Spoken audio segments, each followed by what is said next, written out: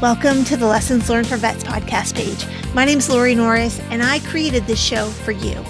I want this show to serve as a source of advice and guidance as you navigate the military transition path. I want you to know that you're not alone with what you're going through, and I want you to know that there is only one right way to transition out of the military, and that is the way that you choose to do it. We're just here to help smooth the path ahead of you and advise you about any bumps in the road that you might come across. So if you enjoy this video, please give us a like, subscribe to our page, and I encourage you to go to your favorite podcast provider and listen to the full episode of this show. You can also visit our website at www.ll4vets.com. I promise you will get some great information. Well, welcome to the bonus question with Julie Sanders. And you can hear her full episode over on the full episode of the podcast. You can listen on any podcast provider or go to our website at ll4vets.com. And so at the end of the episode, Julie was giving us her 4 most important lessons. And we saved 2 of those for the bonus question today. So one of the things we sort of wrapped up talking about on the podcast, and I want you to elaborate a little bit more, is one of your biggest lessons is get out and get involved in your community, that where you're located. Don't let your base of operations and kind of the 5 square miles around that base, which really often is its own little enclosed city, be the only thing you're familiar with. So what do you think is the value of getting out as a veteran, as an active duty service member, getting out and getting involved in your community? Well, there's a lot of things. So if you think about this, when you're on base, anybody can go at any time. And so these friendships are just kind of, they last for a while, but that part of time where they're together is just it's so unstable. You have no idea, somebody's going to deploy or somebody's going to PCS. Somebody's going to ETS. So it's, you never can tell, but typically the people in the community, they've probably been there a little bit longer. They plan on staying a little bit longer. So if you're at your base for a little while, those are friendships that you can make that you don't have to worry as much about them having to dissolve or transition into something else. And so those are valuable pieces. Not to mention, they are your key to the private sector. So when you get to know these people, these are people who are living, working, breathing in the community, and they may have never been military, or who knows, maybe they're veterans themselves, but they are in the community that you're eventually going to be a part of. And so it's a good idea to not distance yourself so far from, just the normal society. Not to say that military people aren't abnormal, but it's a different world. It's just good to have one foot in it so that you that you don't lose sight of it. You came from there, you're going to go back there someday. It's good to have that part of it. The other thing it does is it tells the community that their perception of a military person, it may not be what they think, because they probably think that all you ever do is stand up straight and you march everywhere you go. And, you don't have, families or lives or interests or like music or like to do things. And, that helps the community understand what military people are. And especially when those people go back to work and they are thinking about hiring somebody and they're like, oh God, this guy was a veteran, I don't know about him. No, actually, I know somebody who's active duty right now. They're completely normal. And I had somebody tell me that one of the best things they'd ever done to help them smooth their transition was to make friends with people outside of the military.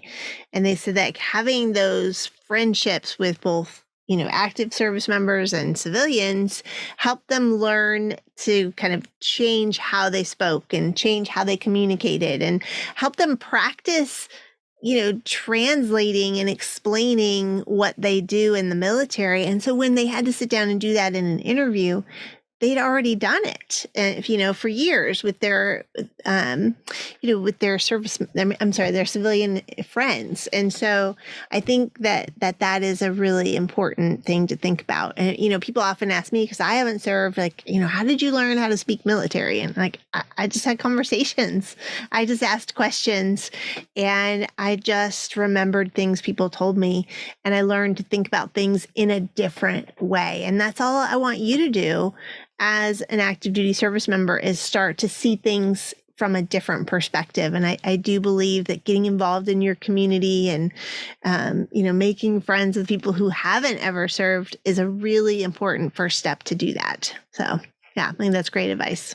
And a great way to do that is to find volunteer activities. So almost all cities have a festival, something, it's a peach festival or it's a strawberry festival, or in Wichita, we have a river festival, which is really funny because our river is very small and it's brown. We celebrate it, but there's always volunteer activities that they're looking for. And that's just a great way. The festivals bring everybody together. It's kind of all walks of life. And that's one really good way. Or if you're active in your church, find ways to be active in a church. If church is if that's what you do. If you have kids, get involved in their schools. There's lots of different ways. For myself, I went and got, I had time always between 5 and 9. I was always free. I went and got a second job in the civilian sector. So, and that actually paved the way. It was retail. It paved the way into my transition back home into the first job that I walked into. Because you had that to put on your resume, right? Yeah, exactly. It was retail. It was but it was still some experience, and it wasn't, I've only done military things and that's it. I think that is great advice. And then the last thing you want to talk about is the GI Bill. You said, use your GI Bill. Don't let it go to waste, right? People who served during the time that I did, they had something called a Montgomery GI Bill. And that is, it was good for 10 years after you had to start using it, 10 years after you got out, or it just went away. And everybody that had the Montgomery GI Bill, they paid into it. So not only are you missing out on the benefit, you also gave money to nothing, to something that it turned out to be an ROI of 0, return on investment of 0. These days, there's a kinder, gentler way of doing the Montgomery GI Bill, or not the Montgomery, they call it the post 9/11 and the forever GI Bill. But there are things you can do that can make it go away. So the whole thing is just don't do that. It's there to better yourself. Take that journey, even if the best way, of course, to do it is to go full time. That way you get the full benefit as well as the full housing allowance that you get when you use your GI Bill. Maybe the only thing that's realistic for you is to go part time. It's still something. And then again, I'm going to plug Veterans Up or Down again. So if you do use up all your GI Bill, and by the time you're done, you still don't have your degree. There are services. Veterans Up or Down is one of them. There are scholarships. There's places that can help you find scholarships. There are ways to get some of your college or all of your college done for free, and or your technical certificate, depending on what kind of road you want to go down. But just don't sit there and just spinning your wheels in the same rut. Kind of expand yourself and grow yourself. And one of the ways to do that is with your GI Bill. I think that is good advice for the military transition and beyond, right? I think it's something to continue to think about. Maybe you've already completed your bachelor's degree and you want to go get a master's degree, or you want to use that towards technical training. So absolutely. So in Wichita, we have something called the Kansas Promise. And if you go into certain fields and then you work in those fields for at least 3 years and stay in the area or stay in Kansas, your whole college is paid for, just paid for. You've got a GI Bill on top of that, and now you have a path to get your master's degree. So, you just can't do any better than that.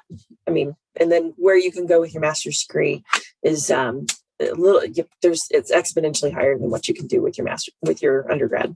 And I think an organization like Veterans Upward Bound can help you identify those programs that do exist out there and, whether they're state programs or funds that are out there, scholarships that are available. So definitely check out that Veterans Upward Bound program that we referred to in the podcast and see what services they have to offer. Well, thank you so much for sticking around for the bonus question with me, and be sure to head over to your favorite podcast provider to check out the full episode with Julie. Thank you. Hey, thank you for watching the video today. Have you subscribed to our channel yet? Did you leave us a comment?